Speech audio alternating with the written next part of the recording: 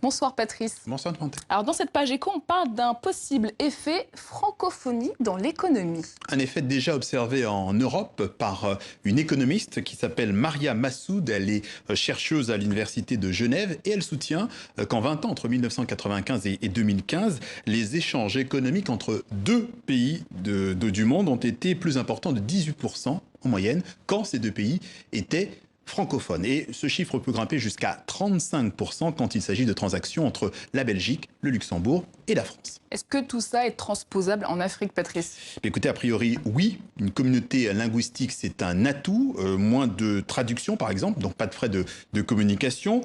Une proximité culturelle, ça veut dire également que le terrain de la confiance est en principe plus élevé.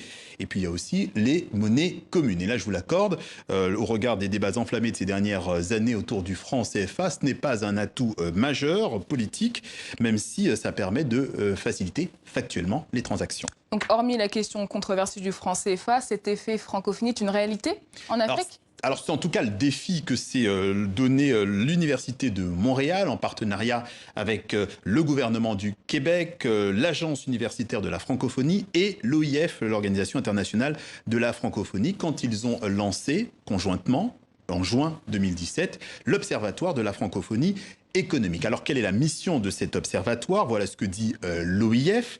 Appuyer les acteurs de la francophonie, organisations internationales, États, gouvernements, secteur public et privé, dans la prise de décision en proposant des données fiables et un réseau d'expertise voué à la réalisation d'analyses économiques. Alors, on va y revenir.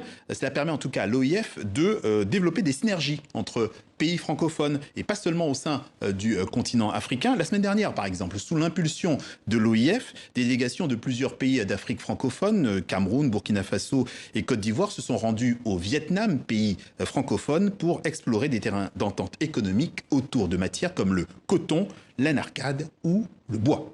Alors cet observatoire a un peu plus d'1 an d'existence. Est-il déjà critiqué?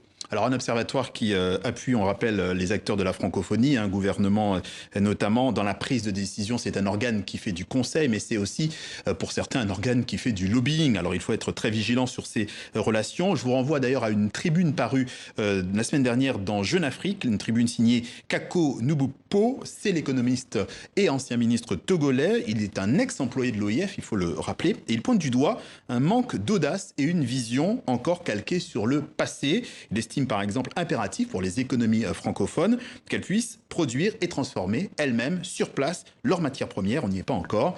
Cet économiste hostile au franc CFA en appelle également un espace francophone censé être moins agressif qu'un espace anglophone ou anglo-saxon. Et pour finir, est-ce que cet observatoire a de l'avenir? Tout dépendra de ce qui se passera les 11 et 12 octobre au prochain sommet de la francophonie dans 2 semaines, avec la désignation de la secrétaire générale de l'organisation. Soit la réélection de Michaëlle Jean, la canadienne, soit l'élection de la rwandaise Louise Mushiki-Wabo. Mais ce qui est sûr, c'est que ce sujet de la francophonie économique est prometteur dans l'espace francophone. L'effet création de commerce est évalué à 24%. C'est un quart des échanges de développement économique dans cette zone en Afrique. Merci beaucoup Patrice, à dans 15 jours.